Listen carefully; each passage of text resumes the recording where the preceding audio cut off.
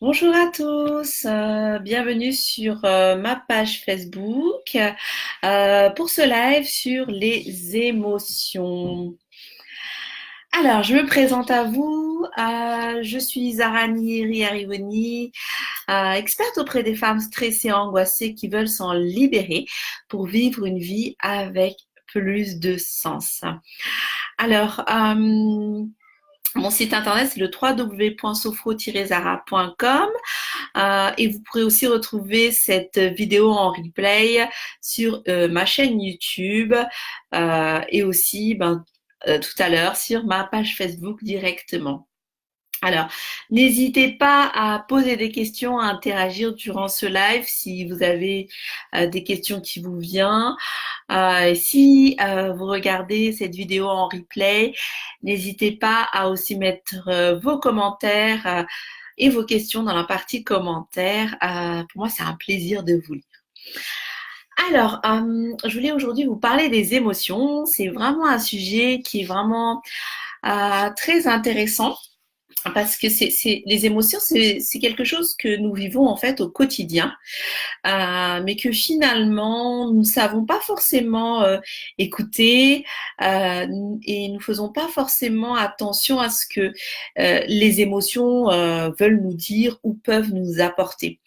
Et souvent on est submergé par les émotions et on a souvent cette idée de se dire que gérer les émotions, ça reviendrait à ne plus les ressentir. Donc, je voulais vraiment revenir sur ce premier point avant de parler en plus profondément des émotions en général. En fait, une émotion, si on regarde en fait ce que la définition vraiment de l'émotion, une émotion, c'est une stimulation. C'est la réponse à une stimulation, c'est-à-dire qu'il y a une stimulation dans notre environnement, il se passe quelque chose dans notre environnement, et l'émotion, c'est la réponse à ce qui se passe, à ce stimuli-là. Euh, Par exemple, on regarde un film avec une histoire triste, euh, et donc la réponse que nous avons par rapport à l'information qui est apportée par ce film, c'est de réagir par la tristesse, qui est une émotion. Voilà, c'est voilà pour vous illustrer un peu comment ce que on peut définir de façon simple et claire, et aussi dans notre quotidien ce que c'est qu'une émotion. Alors, donc fondamentalement, une émotion, c'est quelque chose qui est hyper important et qui est pour nous un véritable signal. Il y a un message derrière une émotion. Et vraiment, moi, ce que je vous invite à faire, c'est d'écouter ce qu'il y a, de décortiquer ce qu'il y a derrière cette émotion. Parce que si vous avez une émotion, c'est qu'il y a quelque chose dans votre vie, dans votre quotidien ou la situation que vous vivez qui vous apporte un message. Ça peut être une incohérence, mais ça peut être aussi un message lié, par exemple, à votre sensibilité, à la personne que vous êtes, ou peut-être à une expérience vécue dans le passé qui n'est pas forcément résolue. Euh, voilà, donc il y a ces points-là qui sont importants. Vraiment pour mon message, c'est vraiment pour vous, c'est vraiment de se dire voilà, une émotion, c'est quelque chose qui est important et je vais m'autoriser à la vivre et à la laisser s'installer en moi parce que c'est ce qui fait que je suis aussi en vie, c'est de pouvoir sentir ces émotions et d'avoir ces différents indicateurs qui m'indiquent tout simplement à ce que je puisse prendre des décisions, changer quelque chose dans ma vie, avancer sur certains points. Voilà. Donc voilà pour mon intro, mon avant-propos sur ce sujet. Alors, j'ai intitulé ce live Comment gérer les émotions. Je dirais comment pour que ce soit plus en fait plus clair par rapport à ce qu'on peut vraiment faire face à une émotion. Je dirais que ça serait plutôt géré dans le sens comment est-ce que je fais face, qu'est-ce que je fais quand je suis face à une émotion et qu'est-ce que cela peut m'apporter dans mon quotidien. Parce que l'idée, c'est vraiment toujours de s'améliorer, de pouvoir avoir du mieux-être ou du bien-être dans notre quotidien. Alors, Le premier point par rapport à l'émotion. Quand il y a une émotion qui vient, donc, ce que je vais vous partager dans ce live, c'est vraiment les étapes à suivre quand vous êtes face à une émotion. Qu'est-ce que je fais si je suis face à une émotion? Alors, juste avant de commencer, je voudrais juste revenir sur un point bien précis. C'est que là, les étapes que je vais vous partager, c'est vraiment quand vous êtes face à une émotion, parce que je distingue l'émotion qui est vraiment un stimuli naturel face à quelque chose qui se passe dans notre environnement, et je le différencie par exemple des troubles de l'humeur ou vraiment ces choses qui sont un peu plus compliquées, qui méritent une démarche différente. Mais là, on va vraiment parler d'émotion et quoi faire par rapport à une émotion. Alors, quand il y a une émotion qui arrive, coucou Nathalie, bienvenue sur le live. Alors, quand il y a une émotion qui arrive, la première chose à faire, c'est d'identifier cette émotion. Identifier cette émotion, c'est-à-dire mettre un mot dessus. Voilà, savoir quel type d'émotion c'est. Alors, pour bien comprendre les émotions, il y a en fait 6 émotions de base qui ont en fait été développées par Paul Ekman. Vous allez aussi trouver, si vous faites des recherches, 4 émotions. Il y a la version aussi 4 émotions de base, mais la version 6 émotions est vraiment très intéressante, parce que quand vous avez une émotion, ça peut être n'importe quelle émotion, on va prendre des exemples après. Le fait de savoir qu'il y a 6 émotions de base permet justement de revenir à chaque émotion, à l'émotion de base. Par exemple, alors, on va prendre un exemple d'émotion. Par exemple, si vous vous dites, si par exemple, si vous êtes inquiet, si vous avez l'émotion inquiétude, il faut savoir que l'émotion inquiétude, l'émotion de base derrière, c'est la peur. Voilà. Donc, en fait, c'est comme si vous avez un curseur, de se dire, voilà, j'ai l'émotion inquiétude. L'inquiétude est quand même plus fort que la peur sur une échelle. Et la première idée, c'est de se dire, je baisse le curseur pour faire descendre mon inquiétude et la faire descendre un peu plus vers la peur. Voilà, ça c'est la première idée de comment identifier vos émotions. Donc les 6 émotions de base, c'est la joie. Dans la joie, si je vous donne des exemples de différentes émotions qui sont liées à la joie, ça peut être l'excitation, la passion qui est très très forte, l'amour aussi c'est dedans, la satisfaction, l'euphorie. Voilà, ça c'est toutes les émotions qui sont liées à la joie. Ensuite, vous avez la colère. Donc la colère, ça peut être furieux, être irrité, être contrarié. Voilà pour la colère.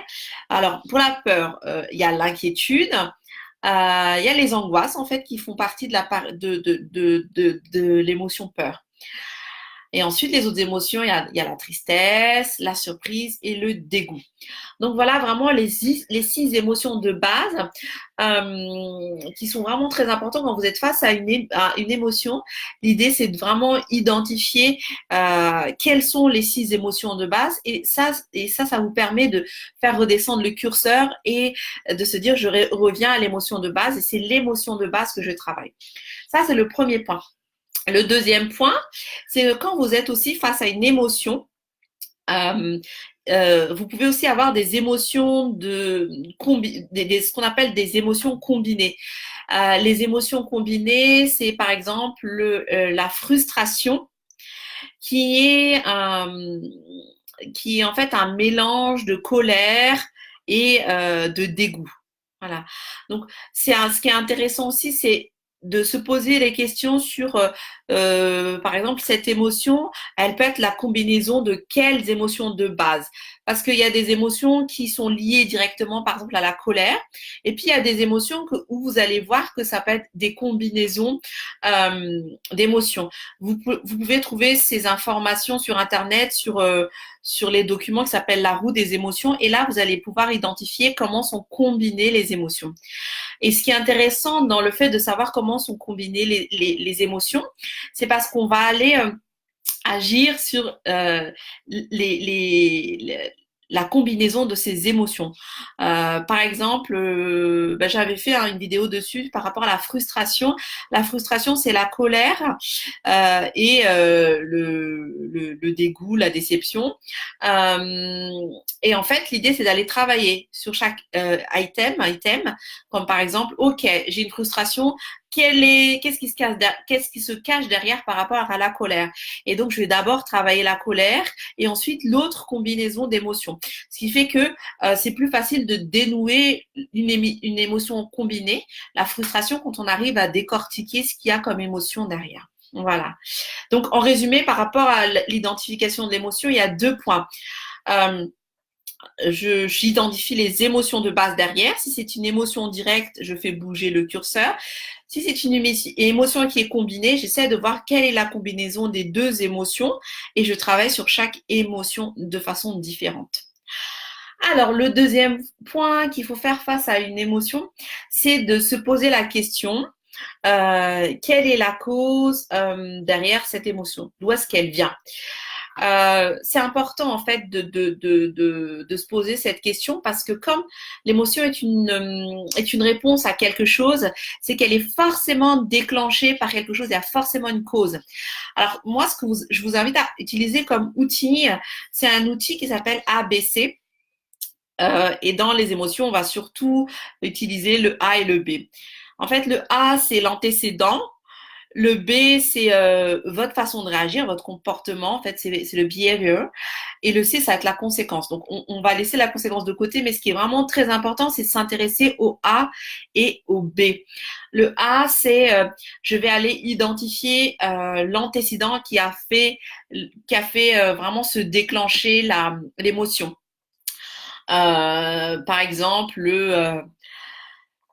il y a une colère qui vient et l'antécédent, c'est parce que quelqu'un a été hyper mal poli avec moi et ça a déclenché une colère. Vous voyez, donc c'est très important de se dire, ok, quelle est la cause de cette émotion? Pourquoi est-ce qu'une émotion? Une fois qu'on a la réponse à la cause, en fait, ce qu'on va travailler, ça n'est pas l'émotion en elle-même, c'est la cause. Pourquoi est-ce qu'il y a une colère qui se déclenche? Est-ce que cette colère qui se déclenche, c'est parce que parce que je suis fatiguée tout simplement. Donc dès qu'il y a quelqu'un qui est pas forcément très sympa, très poli, ben ça m'énerve et donc je suis en colère et donc c'est ma fatigue qu'il faudrait travailler. Est-ce que ça déclenche de la colère parce que cette personne qui a été impolie, justement, ça revient à mes valeurs et ce qui est important pour moi. Donc, peut-être il y a quelque chose à travailler. Si ça me touche, si cette stimulation vient me toucher, c'est peut-être qu'il y a quelque chose à travailler au niveau de mes valeurs, de ce qui est important pour moi. Voilà. Ce sont en fait des pistes assez intéressantes qui peuvent permettre de travailler sur les causes. Et ces causes, en fait, permettent de travailler sur des choses un peu plus profondes. Par exemple, la peur, ça peut être quand on a une peur, des fois, quand on va chercher la cause de la peur, on se rend compte que finalement, on a eu peur parce que par exemple, on a eu peur d'être abandonné, un enfant qui a eu peur parce qu'il était d'un coup s'est retourné, sa mère n'était pas forcément là. Ça peut être la peur d'être abandonné. Voilà, il y a plein de choses comme ça qui sont intéressantes de voir et de se dire voilà, la cause elle est là, et c'est ça qu'il faut aller travailler. Et l'émotion, ça n'est juste que la réponse à ce qui se passe réellement. Donc, voilà le deuxième point. Donc, pour rappel, premier point, j'identifie mon émotion. Deuxième point, je vais chercher la cause de cette émotion. Quel est l'antécédent? Qu'est-ce qui déclenche cette émotion? Ensuite, troisième point, comment est-ce que cela ça se manifeste dans le corps? Alors, ce troisième point, je l'ai mis en troisième point. Dans la vie en fait de tous les jours, quand on est face à une émotion, ce premier point peut arriver en tout, enfin ce troisième point peut arriver en tout premier point. C'est-à-dire qu'en général, lors de mes accompagnements, mes prises en charge, quand on travaille sur les émotions, je commence par ce troisième point, qui va être un troisième point dans ce live, mais ça va être en fait le premier point vraiment à faire. Je le mets en troisième point parce que la partie manifestation, sensation dans le corps, c'est quelque chose qui vient après avoir cherché une cause. Mais quand vous êtes vraiment face à une émotion, ce qui est intéressant, c'est de commencer par ce point parce que ça permet de calmer l'émotion, surtout s'il s'agit d'une émotion négative, type colère, peur et autres émotions négatives.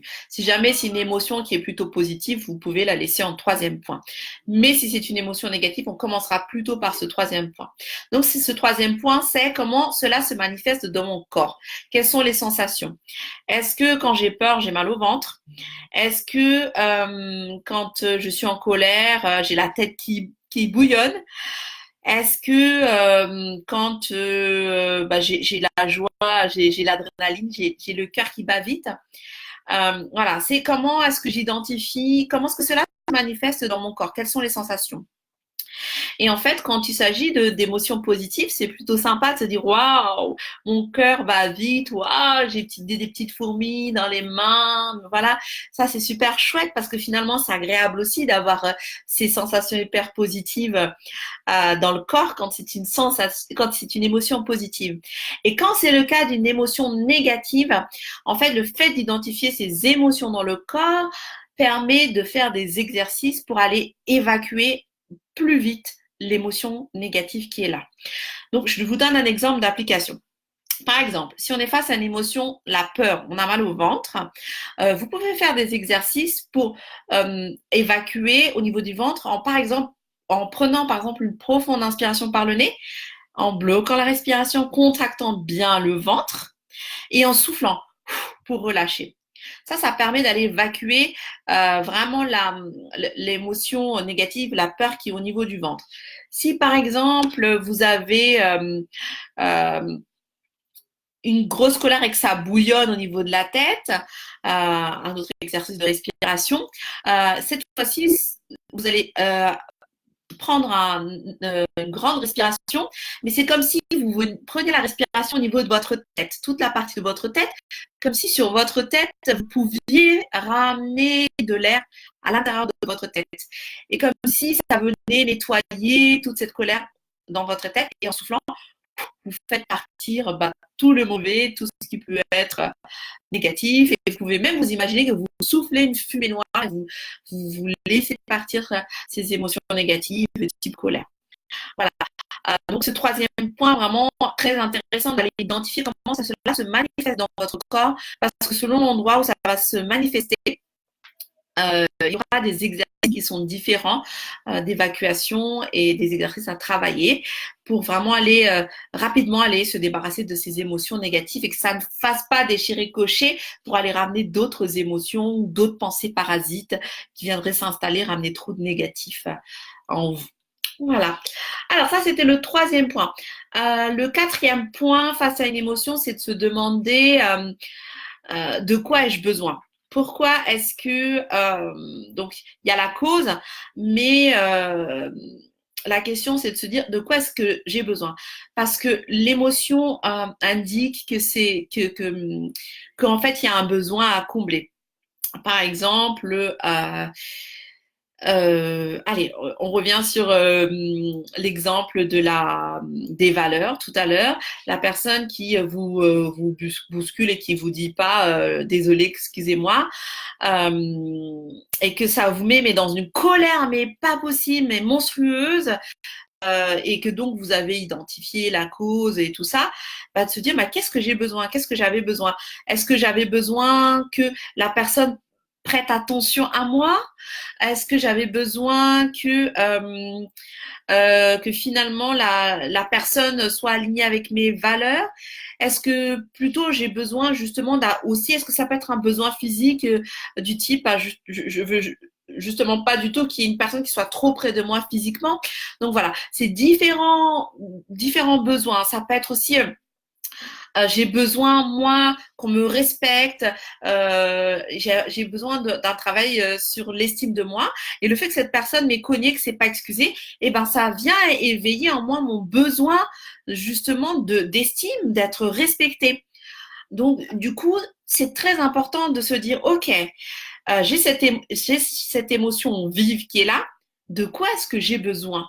Quel est le besoin qui se cache derrière cette émotion qui se déclenche? Donc voilà pour le quatrième point. Donc si je résume les points, face à une émotion, on identifie l'émotion.